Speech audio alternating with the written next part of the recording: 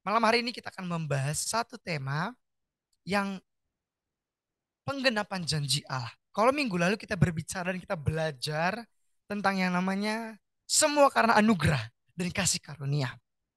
Kalau kita udah kemarin teman-teman mungkin ketinggalan tentang anugerah dan kasih karunia, saudara-saudari teman-teman bisa lihat di YouTube RGM dengan channel Revival Generations Ministry. Nanti saudara-saudari teman-teman bisa di situ melihat dan belajar mengulang kembali makanan rohani di minggu lalu. Dan biarlah hari ini kita belajar dengan tema yang baru, berkat Tuhan yang melimpah. So pasti teman-teman berbicara tentang penggenapan, berbicara tentang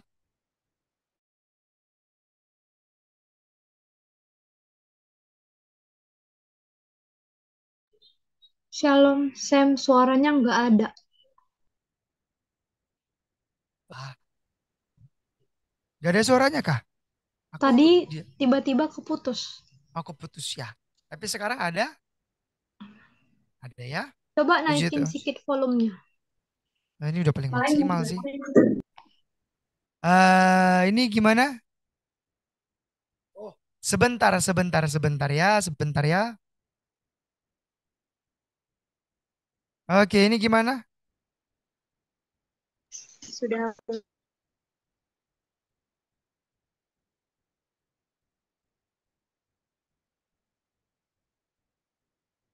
Oke, kalau ini gimana sekarang? Kalau ini gimana?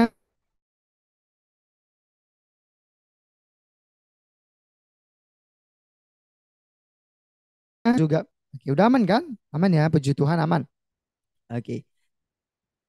Oke, kalau kita lihat teman-teman, kalau kita lihat minggu lalu kita berbicara tentang semua karena anugerah dan kasih karunia. Sebelum kita menerima penggenapan janji, kalau kita belajar dari firman Tuhan, kalau kita belajar dari Alkitab, orang-orang yang menerima janji Tuhan itu akan menyadari bahwa segala sesuatu itu dipercayakan bagi dirinya. Sama ketik di kolom chat. Segala sesuatu Tuhan percayakan bagi diriku. Dan itu semua, segala sesuatu yang Tuhan percayakan itu adalah anugerah.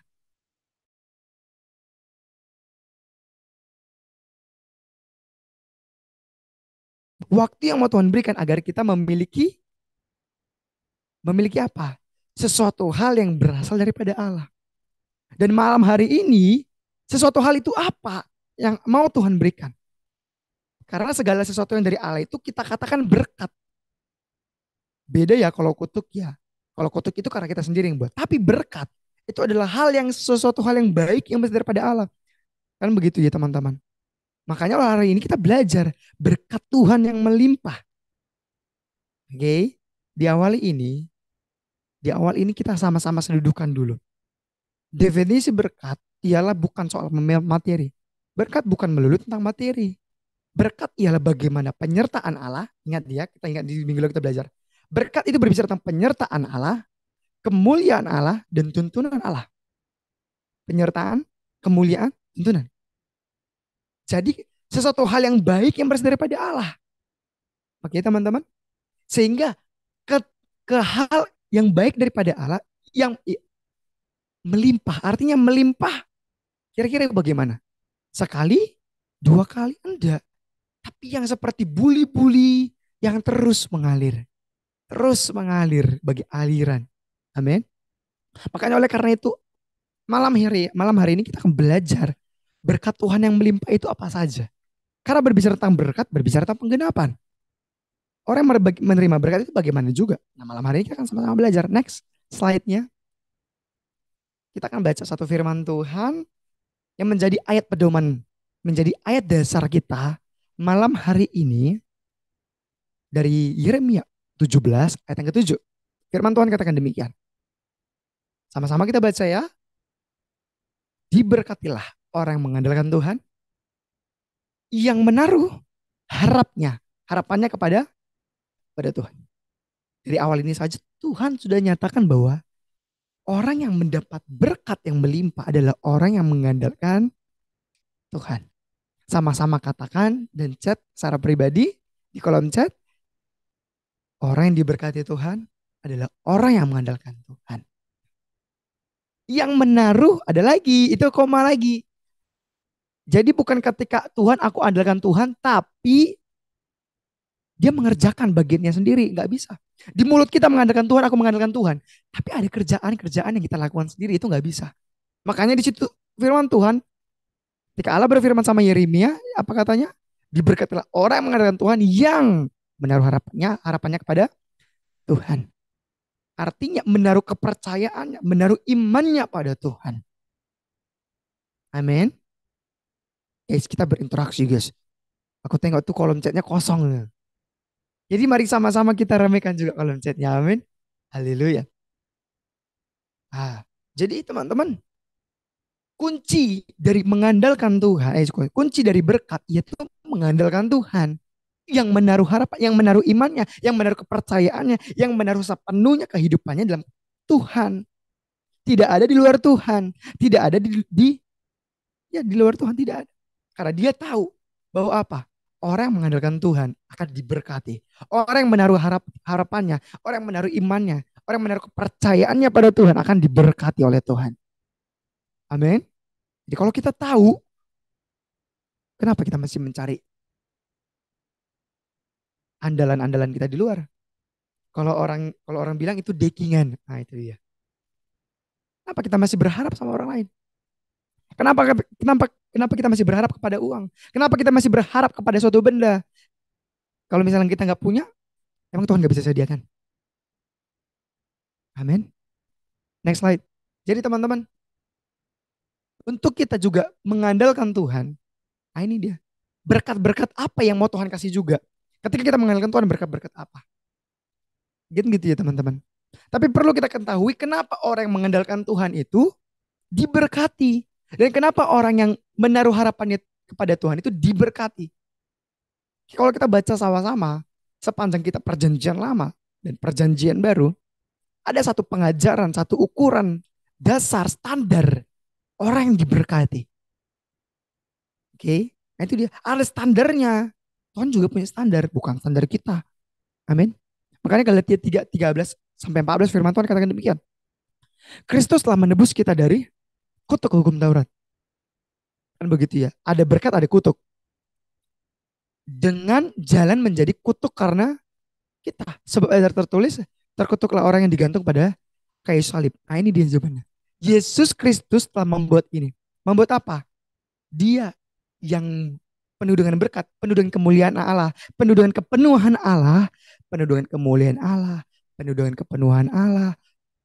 Overall segala sesuatu. Kan Yesus pencipta. Sorry, dia kan firman itu sendiri. Kan begitu ya teman-teman. Kalau tidak ada dia, kalau dia tidak berfirman, tidak ada semua yang jadi. Yohanes 1:3. Tapi seluruh itu, seluruh apa yang dimilikinya, dia mau rela untuk apa? Dimiliki oleh manusia yang kita berdosa ini. Makanya kenapa orang mengandalkan Tuhan itu mendapatkan berkat? Ya iya dong. Kenapa? Karena dia harusnya teman-teman, kita yang terkutuk itu. Kita yang terkutuk. Karena apa? Kita sudah menjadi hamba dosa. Kita menjadi dibelenggu oleh dosa. Iya kan? Setelah Adam dan Hawa jatuh dalam dosa, ya kita harus terkutuk memang sebenarnya. Tapi Yesus gantikan. Sehingga apa? Di salib itu, dipikir makanya teman-teman, pikiran Allah dengan pikiran manusia berbeda. Berkat, standar berkatnya Allah dengan standar berkatnya manusia berbeda.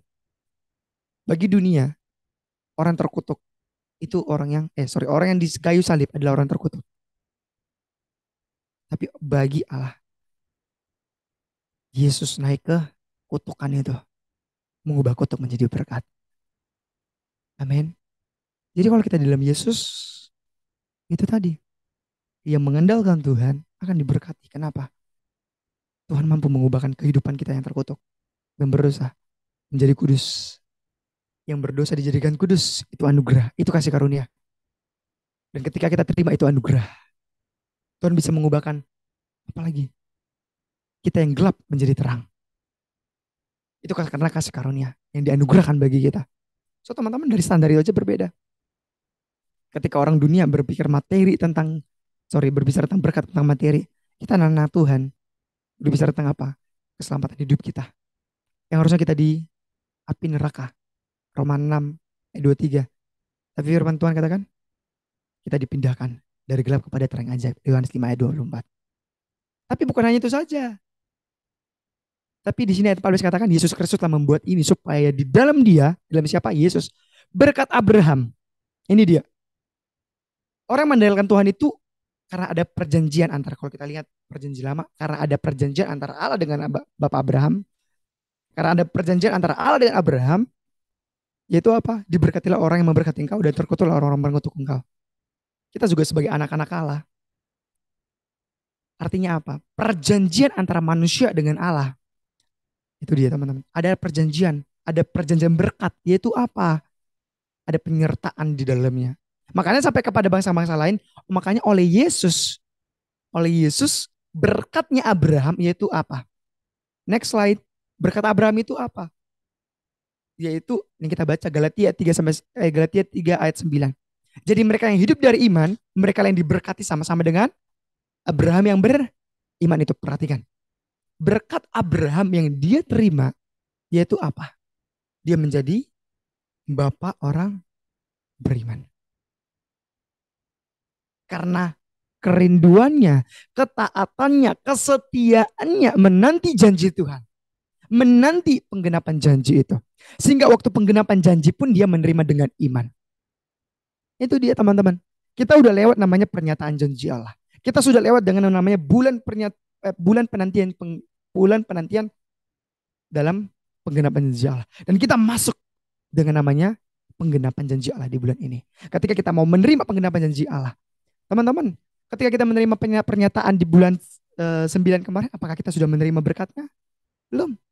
Tapi kita yakin, kita suatu hari kemudian kita akan menerima janji Allah itu. Makanya orang yang mendapatkan berkat itu adalah orang yang beriman. Kenapa orang mengandalkan Tuhan itu mendapatkan berkat? Kenapa orang yang mengandalkan Tuhan itu mendapatkan berkat? Kenapa orang yang mengandalkan Tuhan itu diberkati? Karena di dalam mengandalkan Tuhan itu ada iman di dalamnya. Dan iman yang pertama, kepercayaan, ada perjanjian antara Allah dengan manusia. Itu disertai dengan apa? Kehidupan. Makanya Yohanes 3:16 firman Tuhan katakan demikian. Karena begitu besar kasih Allah akan dunia ini, sehingga ia telah mengaruniakan anaknya yang tunggal. Siapa? Yesus. Ingat ya, berkat itu iman yang pertama. Okay? Makanya diberkati orang mendalam Tuhan, yang menaruh harapannya pada Tuhan. Kenapa? Karena dia iman di dalamnya. Supaya setiap orang yang percaya kepadanya tidak binasa, melainkan beroleh hidup yang kekal. Teman-teman, ketika kita hari ini percaya sama Tuhan, ketika hari ini kita menerima Yesus secara pribadi, artinya sebenarnya kita sudah mendapatkan berkat. Amin. Dunia ini tidak bisa menawarkan keselamatan. Dunia tidak bisa menawarkan iman. Dunia bisa mungkin menawarkanmu uang. Dunia bisa mungkin menawarkanmu hawa nafsu, keinginan. Nafsu daging, nafsu mata, keinginan hasrat. Tapi satu hal yang gak bisa ditawarkan dunia. Yaitu apa? Iman, pengenalan akan Allah. Ini gak bisa ditawarkan.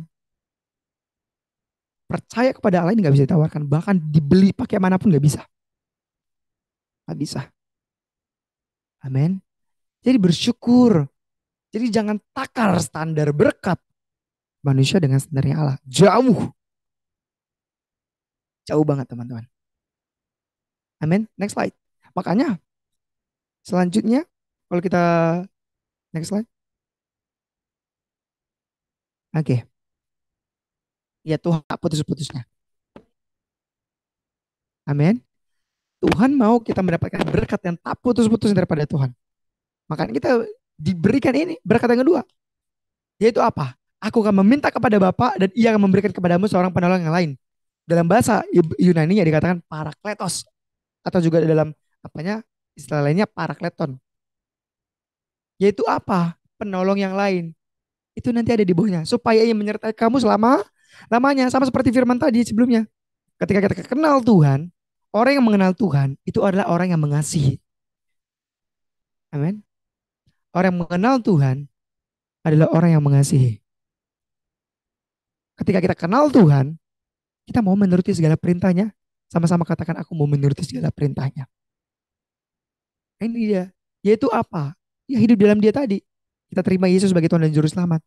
Dan ketika kita hidup di dalam dia, firman Tuhan katakan Tuhan tidak membiarkan kita sendiri. Malah berkat yang kedua, ia apa? Dia memberikan penolong yang lain. Supaya apa? Kita tidak sendiri. Tapi roh kita hidup. Apakah hanya 1-2 hari? Tidak. Menyertai kamu, menyertai aku selama-lamanya. Roh Kudus diberikan bagi kita bukan hanya 1 hari, 2 hari, 2 bulan, 1 minggu, 1 tahun, atau 5 tahun, 10 tahun. Tidak. Tapi firman Tuhan katakan apa? Sampai kita menghirupkan nafas yang terakhir. Dan ini spesifik lagi ayat 26. Firman Tuhan katakan demikian. Yaitu penghibur. Yaitu siapa? Parakletos itu penghibur artinya. Teman-teman. Parakletos artinya penghibur. Roh penghibur. Yaitu siapa? Roh Kudus yang akan ditutus. Makanya teman-teman berkat yang kedua itu Roh Kudus itu sendiri. Diutus oleh Bapa dalam namaku. Dialah yang akan mengajarkan segala sesuatu kepadamu. Nah ini. Dan mengingatkan kamu akan semua yang telah kukatakan kepadamu. Bukan itu saja. Yohanes 16 ayat 13. Firman Tuhan katakan apa? Tetapi apabila ia datang, yaitu roh kebenaran, ia akan memimpin kamu. Sama-sama katakan, Roh Kudus memimpin aku. Amin. Di ke dalam seluruh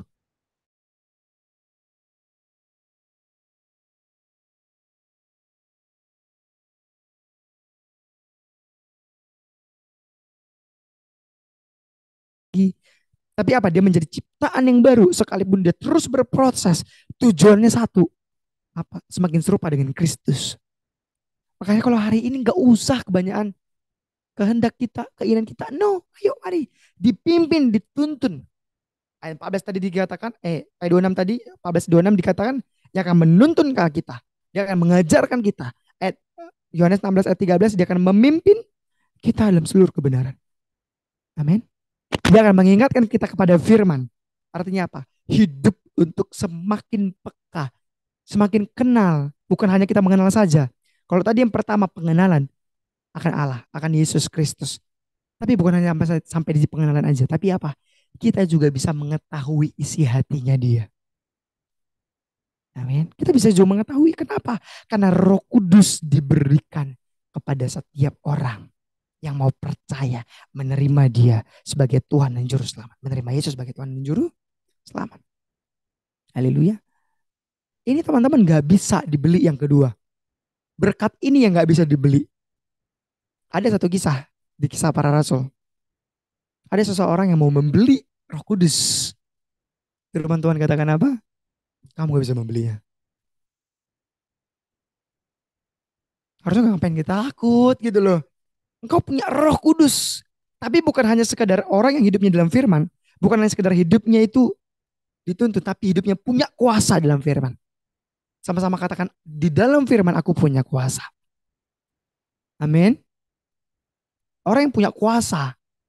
Ini dia. Orang yang punya kuasa. Berarti bisa memerintah. Amin. Bisa. Tapi dimerintah di dalam nama Yesus. Amin. Makanya teman-teman kalau kita baca nanti Yohanes 16 teman-teman bisa baca Yohanes 16. Di situ dikatakan apa? Ketika kita meminta dalam nama Yesus, itu ada powernya. Kenapa? Segala kuasa telah tunduk dalam nama Yesus. Baik di langit, baik di bumi, baik di bawah bumi. Artinya apa? Di kerajaan sorga, di bumi sendiri, kuasa-kuasa gelapan. Bahkan di dunia orang mati sendiri pun. Yesus sudah kalahkan semuanya. Dan inilah yang spirit yang diberikan Allah bagi kita. Ini berkat loh yang gak bisa dimiliki oleh dunia. Yang gak bisa ditawarkan oleh dunia. Bukan hanya sekedar kita dituntun untuk mengenal dia.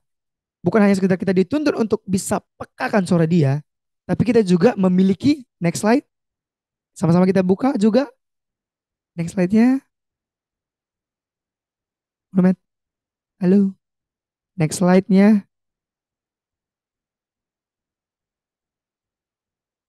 Halo. Suaraku nggak kedengaran nggak? Next slide-nya guys. Mulmet. Next slide. Oke lanjut. Ya, tapi apa? Kita juga menerima kuasa. Kisah Rasul 1 ayat 8. Firman Tuhan katakan demikian. Tetapi kamu akan menerima kuasa. Banyak orang yang dibodohi sama si iblis. Ditipu sama si jahat. Kita punya kuasa loh. Aktifkan kuasa dalam dirimu. Jangan mau ditipu sama si jahat. Kisah Rasul 1:8, tetapi kamu akan menerima kuasa kalau Roh Kudus turun ke atas kamu. Kapan kita menerima Roh Kudus? Ketika kita percaya kepada Yesus, menerima Yesus sebagai Tuhan dan Juru Selamat. Efesus 1 ayat 13. Ya kan? Lalu apa? Bukan hanya sekedar kita menerima kuasa, tapi apa juga? Terima kasih. Kita menerima, kita memberikan kasih. Kasih itu kita salurkan lagi. Makanya firman Tuhan kata, kenapa kamu akan menjadi saksiku di Yerusalem, Yudea, Samaria, sampai ke ujung bumi. So teman-teman, hari ini berkat yang daripada Allah.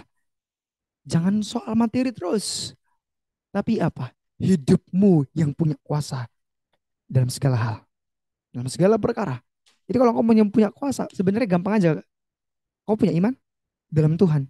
Kalau kamu punya iman, katakan sama itu, masalahmu. Masalah engkau bukan suatu masalah. Sebab aku lebih besar daripada engkau masalah. Karena apa? Karena Tuhanku lebih besar dari engkau. Karena ada Tuhan yang hidup di dalam engkau. Amin. Kan Tuhan yang punya berkat. Tuhan mau ketika kita mau menerima penggenapan itu, Tuhan mau kita tuh punya kuasa, punya iman. Sehingga betullah iman kita di dalam Tuhan. Amin. Makanya teman-teman, orang yang di dalam Tuhan, kuasanya itu dikatakan karunia. Makanya ketika kita menerima kuasa itu bukan kehebatan kita, itu pemberian Allah, anugerah. Oleh karena kasih karunia, 1 Korintus 12, 8 sampai 10 karunia apa yang kita terima? Teman-teman bisa baca. Karunia mukjizat, karunia pemulihan, hikmat, pengertian, pengetahuan. Roma 12 ayat 6 sampai 8, karunia melayani, menasihati. Itu semua diberikan daripada Allah, bukan karena kehebatan kita. Jadi teman-teman, ketika kita melayani Tuhan itu berkat. Ketika kita taat, setia itu juga berkat. Karena apa? Kita setia bukan karena kekuatan kita. Kita setia karena kita Tuhan memberikan kuasa bagi kita. Makanya kalau kita punya kuasa, katakan sama seperti apa? Mungkin teman-teman ada yang bekerja, kita bosnya, kita pemimpinnya. Katakan. Kalau seorang bos mengatakan kepada bawahannya, bawahannya akan tunduk gak? Tunduk. Tapi ketika kau punya Yesus, kau punya kuasa, iblis itu di bawah kakimu, firman Tuhan katakan. Sudah dikalahkan di bawah kakimu. Kau injak-injak kuasanya. Jadi gak usah takut. Kalau kemarin kau gagal, kalau hari ini Tuhan izinkan kita mengalami suatu proses itu lagi, katakan, dalam nama Yesus, aku punya kuasa mengalahkan engkau. Hai masalah, hai ketakutan, hai kehendak diri sendiri, hai nafsu. Kalau kita orang yang sulit bebas lepas, tidak menyadari kuasa dalam dirinya. Kenapa? Karena dia belum kenal siapa Tuhannya. Tapi kalau orang yang udah kenal Tuhannya, pasti dia akan mengenal cara kerja Tuhannya. Kepribadian hati Tuhannya itu sendiri. Orang firman Tuhan katakan dia akan memimpin kita kepada hatinya sendiri. Amin. Next slide. Makanya teman-teman, berkat yang kedua yaitu apa? Berkat pimpinan dan tuntunan untuk mengerti dan hidup dalam Allah. Hidup dalam firman, hidup dikuasai firman. Jadi teman-teman jangan hanya sampai tahu firman ya. Karena banyak orang tahu firman tapi hidupnya nggak mau dikuasai oleh firman. Orang yang hidup dalam pimpinan roh pasti hidupnya dikuasai, dinaungi oleh firman itu sendiri. Seketika firman itu hidup, firman itu menguasai kehidupan, ini dia. Akhirnya apa? Serta memiliki kuasa yang dikaruniakan. Amin. Amin. Jadi nggak usah harus ditakutkan. Jalan bersama dengan Tuhan. Selanjutnya, yang ketiga. Yang ketiga, sorry, janganlah next slide, next sebelumnya, jangan langsung. Sebelumnya, terus, ya sini dulu. Next slide. Oke, hidup dalam tuntunan roh yang menjadikan anak Tuhan yang berbeda dengan orang. Ya. Orang yang hidup dalam tuntunan roh itu adalah orang yang berbeda dengan dunia. Perbedaan antara orang yang hidupnya di dalam Tuhan, hidupnya sebagai anak Tuhan dengan orang yang hidupnya di luar dunia, orang yang hidupnya di dalam dunia ataupun cara-cara kehidupan dunia satu. Hidupnya pasti dituntun oleh roh. Makanya firman Tuhan katakan Galatia 5, firman Tuhan katakan keinginan daging berlawanan dengan keinginan roh. Amin. Karena orang yang hidupnya memiliki Roh Kudus, pasti hidupnya akan menjadi semakin serupa dengan Kristus Yesus. Next slide.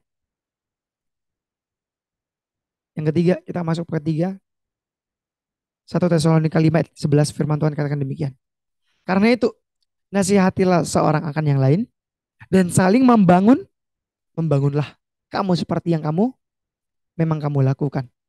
Yang ketiga ini berbicara tentang berkat yang luar biasa. Ketika kita terima Yesus, kita beriman dalam Allah, kita beriman dalam Yesus, kita beriman akan kebangkitannya, kematian kebangkitannya, kenaikannya. Kita dimateraikan oleh Roh Kudus. Berkat yang pertama tadi bahwa apa? Kita mengenal Dia, mengenal Yesus secara pribadi. Yang kedua, hidup kita dituntun, dipimpin oleh Roh Kudus dan bahkan kita menerima kuasa. Yang ketiga, ini dia. Yang ketiga ialah apa? Next slide. Hidup dalam persekutuan dan saling membangun. Jadi teman-teman, hidup dalam persekutuan itu berkat yang nggak bisa dibeli oleh orang dunia. Ini melimpah. Jadi kalau dikatakan sukacita daripada Tuhan melimpah, ketiga hal ini kita hidup dalam persekutuan dan saling membangun. Kenapa? Ada power. Itu dia. Firman Tuhan katakan Tuhan membangun jemaat. Tuhan membangun gereja. Gereja itu tempat persekutuan, bukan hanya satu orang, tapi umatnya Tuhan. Nggak pernah Tuhan ajarkan untuk hidup membangun diri sendiri. Enggak. Tuhan selalu mengajarkan di dalam persekutuan dalam dia. Next slide. Balik ke sebelumnya. Makanya ada power. Dan ini yang dilakukan oleh para rasul yang Kisah Rasul pasal yang kedua. Yaitu apa? Dengan bertekun dan dengan sehati mereka berkumpul tiap-tiap hari dalam bait Allah. Ini setelah 3.000. Kalau teman-teman baca di ayat sebelumnya itu 3.000 orang diselamatkan. Setelah mendengar khotbah Petrus, 3.000. Mereka memecah-mecahkan roti. Mereka apa? Siap menanggalkan kedagingan. Memecah-mecahkan roti itu apa? Apa yang mereka miliki? Mereka mau persembahkan Tuhan. Di rumah masing-masing secara bergilir dan makan bersama-sama secara gembira dan dengan tulus hati. Itu dia teman-teman. Kuncinya di situ. Dalam persekutuan itu harus ada gembira, tulus hati. Masalahnya kita seringkali apa? Gak mau. Selalu menutup diri. Jadi kalau orang yang selalu menutup diri, bagaimana mendapatkan berkat daripada Tuhan? Penyertaan tuntunan. Kan begitu ya teman-teman. Ketika kita dituntun kepada seseorang itu berkat. Makanya bersyukur kalau kita itu dalam persekutuan, dalam komunitas. Dan itu tadi kita juga membuka sambil memuji Allah. Dan mereka disukai semua orang. Itu dia. Itu perbedaan, ada perbedaan tadi sama seperti sebelumnya. Orang hidup dituntun oleh roh dan setiap hari dan tiap-tiap hari Tuhan menambahkan jumlah mereka dengan orang yang diselamatkan ini teman-teman. Artinya apa? Tujuan dari berkat itu ialah jiwa-jiwa dibawa kepada Tuhan. Tuhan mempercayakan segala sesuatu kepada kita itu bukan untuk diri kita sendiri. Tapi tujuannya itu apa? Kepentingan kerajaan surga. Sama-sama katakan kepentingan kerajaan surga. Yang kerajaan surga pentingkan apa? Yaitu jiwa-jiwa diselamatkan. Umat manusia diselamatkan. Terjadinya kebangkitan. Terjadinya pemulihan. Rohnya dibaharui. Itu bukan dilakukan waktu media sendiri. Tapi di dalam perkumpulan. Di dalam umatnya Tuhan. Makanya iblis sering kali menipu kita. Membodohi manusia. Jangan mau dibodohi oleh iblis lagi. Amin. Tapi kita yang punya Yesus dalam kehidupan kita. Harusnya berkat ini harus kita terima daripada dia. Apa saja mau Tuhan berikan. Itu sudah izinnya Tuhan. Tuhan sudah tentukan. Sekarang untuk kita juga mau hidup di dalam itu. Ya ketiga hal ini harus kita miliki memang dalam kehidupan kita. Next slide. Makanya teman-teman, yuk jadikanlah dan sadari bahwa hidup dalam persekutuan dan saling membangun itu berkat. Makanya saling membangun itu eh, firman Tuhan tadi katakan apa? Di Tesalonika nasihati, menegur, mengingatkan. Jadi kalau orang nggak mau dinasihati, bagaimana dia mendapatkan suatu hal yang luar biasa? Kalau nggak mau ditegur, bagaimana dia mengalami peningkatan? Ya nggak bisa, akan stuck di situ. Contohnya siapa? Anania Safira. Amin. Next slide. Inilah teman-teman. Matius 6 ayat 33 firman Tuhan katakan demikian. Tetapi carilah dahulu kerajaan Allah dan kebenarannya. Berbicara tentang kerajaan Allah, berbicara tentang apa? Visinya Allah, keinginan Allah, kuasanya Allah, kerajaan Allah dan kebenarannya. Kita sudah bahas ketiga hal ini. Kerajaan Allah itu berbicara tentang dua hal tadi, tapi dan kebenarannya itu berbicara tentang yang tadi, satu hal yang tadi, yang ketiga. Makanya teman-teman, carilah dahulu kerajaan Allah dan kebenarannya, maka semuanya itu makanan, pakaian, Matius 6 ayat 28, 29, 26, 27, 28, 29. Teman-teman bisa baca sendiri. Itu semuanya sekunder. Kenapa? Karena firman Tuhan tadi dikatakan apa? Tuhan bisa mengubah untuk menjadi berkat. Sebab dia yang punya segala sesuatunya. Dia yang punya bumi. Dia yang punya tanah. Makanan yang kita makan sekarang dari tanah. Padi dari tanah. Bahan-bahan yang teman pakai hari ini dari mana? Juga dari tanah. Begitu ya teman-teman. Dari minuman yang kita minum dari air. Air dari siapa? Dari Tuhan itu sendiri. Makanya teman-teman, yuk carilah, kejarlah perkenan Allah, kerajaan Allah dan kebenarannya, maka semuanya itu ditambahkan kepadamu. Makanya orang yang mengandalkan Tuhan akan diberkati. Amin. Next. Ini dia. Kalau kita lihat gambar-gambar demikian, kita flashback ke kejadian pasal yang pertama. Ketika Allah berfirman kepada tanah. Firman Tuhan katakan ayat 10 itu. Ketika Tuhan berfirman kepada tanah. Ya. Ayat 11. Ketika firman berfirman kepada tanah. Maka pohon pun jadi. Tumbuh-tumbuhan pun jadi. Iya, amin. Sehingga timbullah buah. Timbullah makanan. Timbullah dedaunan. Tapi ketika pohon dicabut dari sumbernya. Berarti kita tahu bahwa pohon adalah sumbernya dari tanah. Tanah adalah sumber kehidupan bagi pohon. Amin.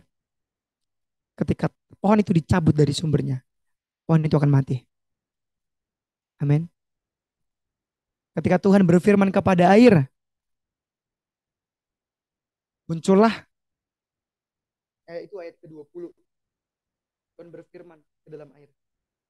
Ada ikan-ikan yang hidup di dalam air. Amin. Dan sumbernya itu air sendiri. Ketika Allah berfirman kepada air, muncullah. Terjadilah penciptaan ikan.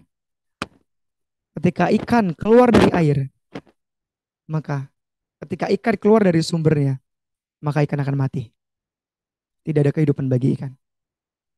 Ketika Tuhan berfirman kepada bumi, maka binatang-binatang melata, binatang-binatang liar itu ada. Ketika bumi ataupun sumber kekayaan yang ada di bumi itu habis, mereka juga akan mati. Pertanyaannya terpenting bagi kehidupan kita. Siapa sumbernya kita? Siapa sumber kehidupan? Sumber berkat dalam kehidupanmu, dalam kehidupanku. Amin. Itu pertanyaan terpenting dalam kehidupan kita. Tapi firman Tuhan katakan apa? Firman Tuhan katakan kepada manusia ketika Allah menciptakan manusia. Let us make man. Tuhan menciptakan kita segambar dan serupa dengan Dia. Kita lahir dari dirinya sendiri. Mari kita ciptakan manusia segambar dengan dan serupa dengan Allah. Tuhan menciptakan itu dari dirinya. Berarti kita sumber kehidupan kita dari Allah. Artinya apa? Ketika kita terlepas dari Allah, kita akan mati. Ketika kita mau mendapatkan berkat daripada Allah, kita harus melekat pada sumbernya. Pertanyaannya bagi kita, apakah kita sudah melekat pada sumber itu? Melekat pada sumber itu mengenal dia secara pribadi, hidup di dalam dia. Kalau kita lihat memang kita sudah lepas daripada dia. Ketika kita berdosa dan kita hidup dalam dosa. Waktu Adam dan Hawa pertama kali, oleh karena Allah tahu bahwa kita bersumber dari dia. Ada seperti yang feel yang kurang. Makanya Allah sendiri yang menyelamatkan diri kita. Dia mengambil rupa menjadi seorang manusia. Agar apa? Dia mengubahku untuk menjadi berkat.